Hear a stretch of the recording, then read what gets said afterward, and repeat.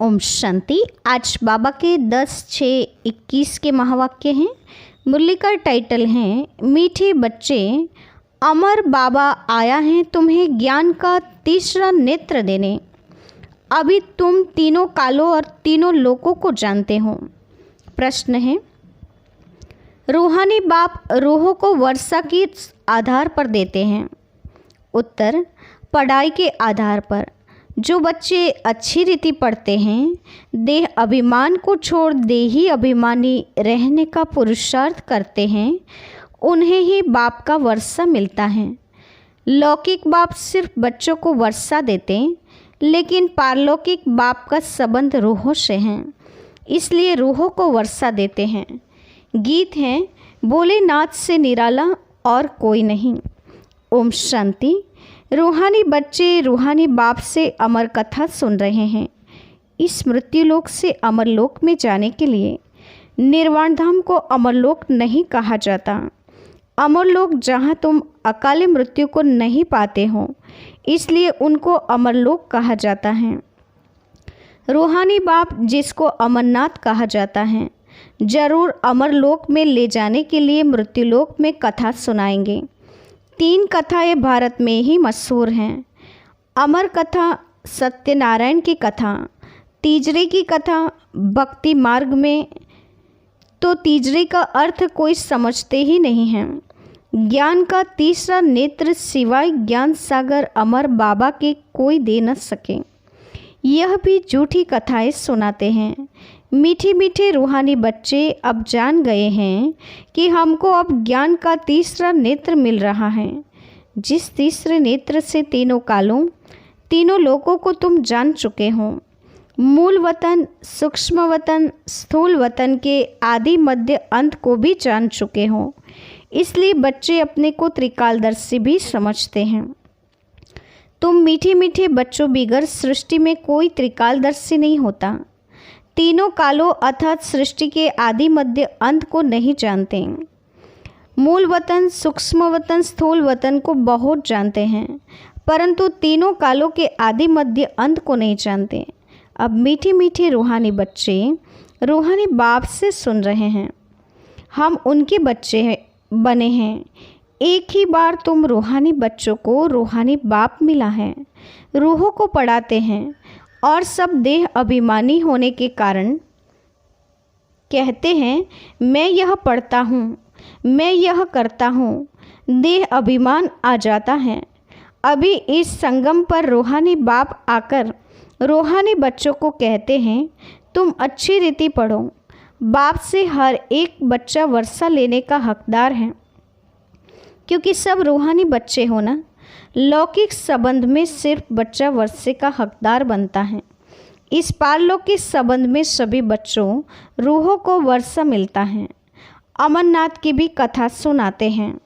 कहते हैं, पार्वती को पहाड़ी पर कंदराओं में जाकर कथा सुनाई। यह तो रॉन्ग है ना। अब तुम बच्चे जानते हो झूठ क्या है, सच क्या है। सच तो जरूर सच्चा बाबा ही सुनाएंगे। बाप एक ही बार सच सुनाएं, सचखंड का मालिक बनाते हैं।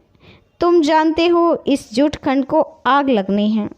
यह जो कुछ देखने में आता है, यह नहीं रहेगा। समय बाकी थोड़ा है। ये शिव बाबा का ज्ञान यज्ञ है। जैसे लौकिक संबंध में भी बाप यज्ञ रचते हैं, कोई रुद्र यज्ञ रचते हैं, कोई गीता यज्ञ, कोई रामायण यज्ञ रचते हैं। यह है शिव बाबा व रुद्र ज्ञान यज्ञ। यह अंतिम यज्ञ है। तुम जानते हो हम अमरपुरी में अब जा रहे हैं। बाकी थोड़ी मिनट का अब रास्ता है। कोई भी मनुष्य को यह पता नहीं है। वह तो कह देते हैं, मृत्युलोक से अमरलोक में जाने के लिए 40,000 वर्ष अभी पड़े हैं। अमरलोक सत्युग को कहा जाता है। तुम बच्चों को अभी बाबा सम्मुख बैठ अमर कथा, तीजरे की कथा, सत्यनारायण की कथा सुना रहे हैं। भक्ति मार्ग में क्या क्या होता है वह तो देखा। भक्ति मार्ग का कितना विस्तार है। जैसे झाड़ का बड़ा विस्तार होता है, वैसे ही भक्ति का भी बड़ा कर्मकांड का विस्तार है। जैसे झाड़ का बड़ा विस्तार है, वैसे भक्ति मार्ग का भी बड़ा कर्म कांड का झाड़ है। यज्ञ, व्रत, नेम, जप, तप आदि कितना करते हैं। इस जन्म के भक्त तो बहुत बैठे हैं। मनुष्य की वृद्धि होती रहती है। तुम भक्ति मार्ग में आए हो, तब से दूसरे धर्म स्थापन हुए हैं। हर एक का अपने धर्म से कनेक्शन है। हर एक की रस्म रिवाज अलग हैं। भारत अमरपुरी था, भारत अब मृत्युलोक है। तुम आदि सनातन देवी देवता धर्म वाले थे, परंतु अब पतित होने के कारण तुम अपने को देवता कहला नहीं सकते।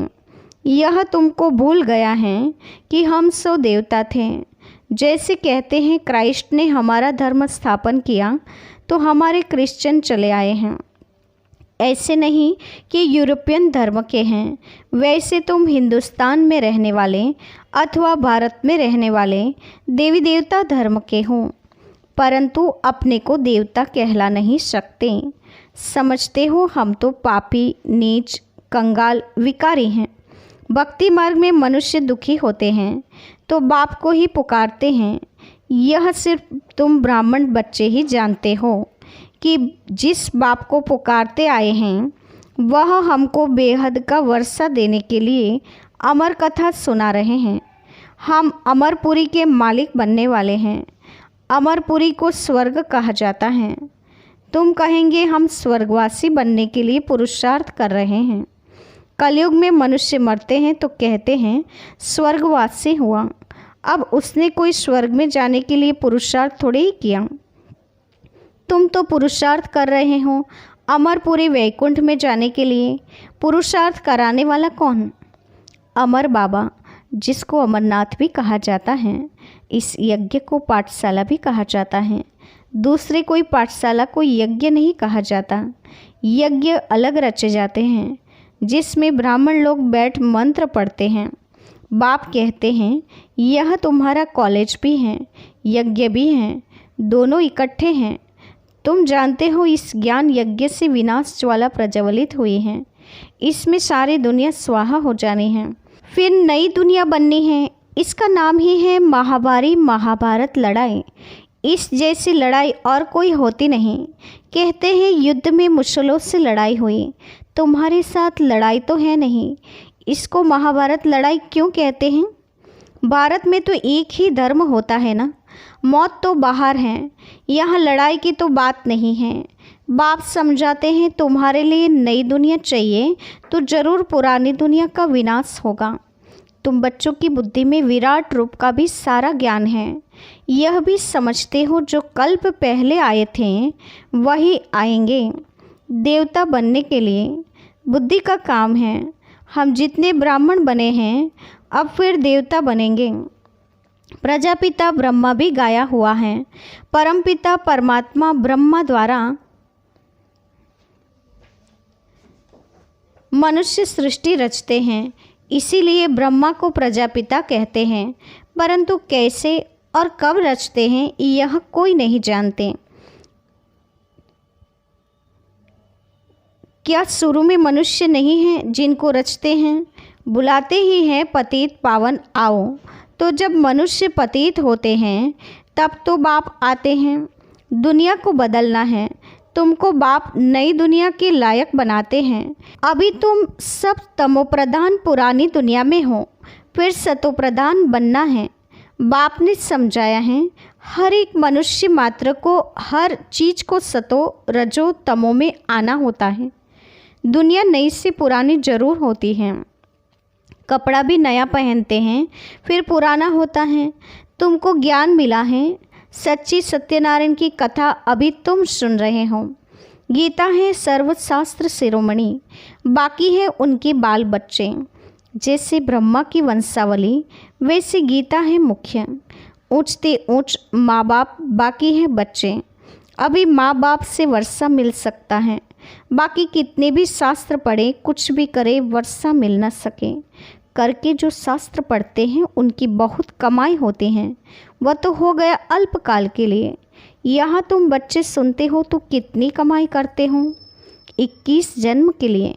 अब विचार करो, वह एक सुनाएंगे सब उनको पैसा देंगे। यह बाप तुम बच्चों को सुनाते हैं तुम 21 जन्मों के लिए कितने साहूकार बनते हो। वहाँ सुनाने वाले की जेब भरती हैं। भक्ति आदि करना प्रवृत्ति मार्ग वालों का काम है। तुम हो प्रवृत्ति मार्ग वाले। तुम जानते हो स्वर्ग लोक में हम पूज्य थे, नहीं तो 84 जन्मों का हिसाब कहाँ से आए। यह है रूहानी ज्ञान जो सुप्रीम रूह ज्ञान सागर से मिलता है।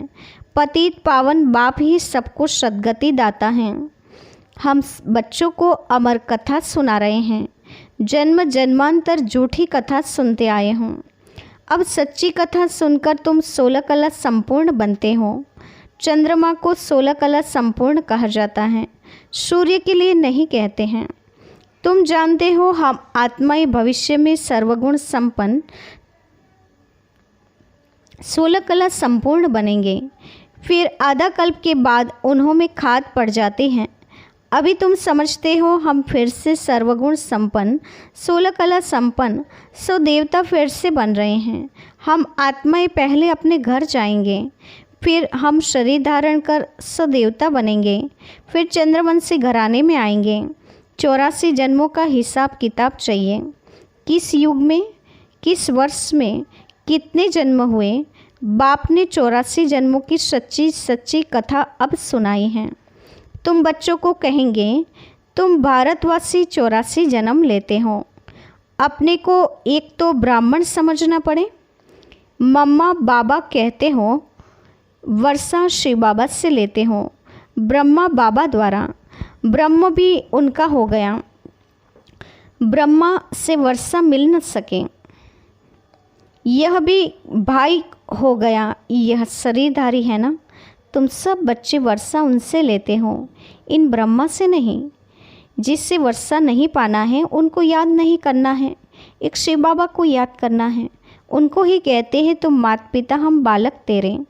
तुम इनके पास आते हो तो बुद्धि में रहता है हम शिव बाबा के पास जाते हैं। याद शिव बाबा को ही करना है। आत्मा बिंदी है, उसमें 84 जन्मों का पार्ट नूंदा हुआ है। आत्मा भ्रुकुटी के बीच में रहती है, उड़ती भी सेकंड में है। मैं आत्मा एक शरीर छोड़ दूसरा लेता हूँ, भ्रुकुटी के बीच जाए विराजमान होता हूँ। बुद्धि में समझ है हमारी आत्मा ऐसी है। सतयुग में तो कोई ऐसी चीज़ देखने की आशा नहीं रहती। आत्मा को देख सकते हैं दिव्य दृष्टि से, कोई इन आँखों से देखने की बात नहीं है। भक्ति मार्ग में भी साक्षात्कार करते हैं। जैसे रामकृष्ण का शिष्य विवेकानंद था, उसने बताया मैं सामने बैठा था तो उनकी आत्मा निकल मेरे में प्रवेश हो गई। ऐसे कोई होता नहीं है। आत्मा कैसे एक शरीर छोड़ दूसरे में प्रवेश करती हैं, ये सब बातें तुम बच्चों को समझाई जाती हैं। अभी तुम समझते हो हम अमरलोक में जाने के लिए पुरुषार्थ कर रहे हैं। अमरलोक में हम जन्म लेंगे, वहाँ हम गर्भ महल में होंगे। यहाँ तो गर्भ जेल में बहुत त्राही त्राही करते हैं। अब आधा कल्प के लिए बाबा तुमको सब दुखों से छुड़ाते हैं, तो कितना प्यार से ऐसे बाप को याद करना चाहिए। अच्छा, मीठे मीठे सिकिलदे बच्चों के प्रति माता पिता बाप दादा का याद प्यार और गुड मॉर्निंग। रूहानी बाप की रूहानी बच्चों को नमस्ते। हम रूहानी बच्चों की रूहानी माता पिता बाप दादा को याद प्यार और नमस्ते। पूरी मुरली का धारणा युक्त मुख्य सार। पहली पॉइंट, स्वयं को रूह समझ रूहानी बाप से पढ़कर पूरा वर्षा लेना है। सचखंड का मालिक बनने के लिए सच्ची कथा सुननी और सुनानी है। दूसरी पॉइंट, जिस बाप से बेहद का वर्षा मिलता है उसे ही याद करना है, किसी भी देहधारी को नहीं। इस पुरानी दुनिया को आग लगनी है, इसलिए इसे देखते हुए नहीं देखना है। वरदान है, मन मना भव की विधि द्वारा मनरस की स्थिति का अनुभव करने और कराने वाले सर्व बंधन मुक्त भव। मन मना भव की विधि द्वारा मनरस की स्थिति का अनुभव करने और कराने वाले सर्व बंधन मुक्त भव। विस्तार है, जो बच्चे लोहे की जंजीर और महीन धागों के बंधन को तोड़ बंधन मुक्त स्थिति में रहते हैं, वे कलयुगी स्थूल वस्तुओं की रचना व मन के लगाव से मुक्त हो जाते हैं। उन्हें देह अभिमान व देह के पुरानी दुनिया की कोई भी वस्तु जरा भी आकर्षित नहीं करती। जब कोई भी कर्मेंद्रियों के रस अर्थात विनाशी रस की तरफ आकर्षण न हो, तब अलौकिक अतीन्द्रिय सुख व मनरस स्थिति का अनुभव होता है। इसके लिए निरंतर मन मना भव की स्थिति चाहिए। स्लोगन है, सच्ची सेवा वह है जिसमें सर्व की दुआओं के साथ खुशी की अनुभूति हो। सच्ची सेवा वह है जिसमें सर्व की दुआओं के साथ खुशी की अनुभूति हो। आज की मुख्य पॉइंट्स हैं। आज विशेष बाबा ने हम बच्चों को बताया है कि बाप अभी आए हैं ज्ञान का तीसरा नेत्र देने। तीनों कालों और तीनों लोकों को अभी तुम जान चुके हो। बाबा ने कहा तुम बच्चों को वर्षे का आधार पढ़ाई है, सतयुग में पद का आधार पढ़ाई है, इसलिए अच्छी रीति पढ़ते हैं। देह अभिमान को छोड़ देही अभिमानी रहने का पुरुषार्थ करते हैं तो बाप से पूरा वर्षा ले सकते हैं। बाबा ने कहा लौकिक बाप तो बच्चे को वर्षा देते हैं, लेकिन पारलौकिक बाप का संबंध रूह से है, इसीलिए वो रूह का वर्षा देते हैं। बाप अभी निर्वाण धाम से अमरलोक में ले जाने के लिए अभी हम बच्चों को सत्यनारायण की सच्ची कथा सुना रहे हैं। बाबा ने कहा तुम मीठे मीठे बच्चों के बिगड़ पूरी सृष्टि में कोई भी त्रिकालदर्शी नहीं है। तो आज बाबा ने टाइटल भी त्रिकालदर्शी का दिया है। बाबा ने कहा भक्ति में जितना भी यज्ञ व्रत तप जप करेंगे, लेकिन सच्ची बाप की प्राप्ति नहीं हो सकती है। अभी नई दुनिया बननी है, उसके पहले महाभारत की लड़ाई है। बाबा ने कहा तुम्हें 16 कला संपूर्ण निर्विकारी बनना है, फिर आत्माएं अपने घर चली जाएगी। साथ ही बाबा ने कहा कि सचखंड का मालिक बनने के लिए सच्ची कथा सुननी भी है और औरों को सुनानी भी है। इस पुरानी दुनिया को भंभोर को आग लगनी है, इसीलिए इसे देखते हुए नहीं देखना है। बाबा ने कहा मन मना भव की विधि द्वारा ही मनरस स्थिति यानी कि अतीन्द्रिय सुख की अनुभूति करते हुए बंधन मुक्त बन सकते हैं। इसलिए मन मना भव की स्थिति में स्थित हो जाना है और सच्ची सेवा वही हो सकती है जिसमें दुआओं के साथ खुशी की भी प्राप्ति होती है। अच्छा, ओम शांति।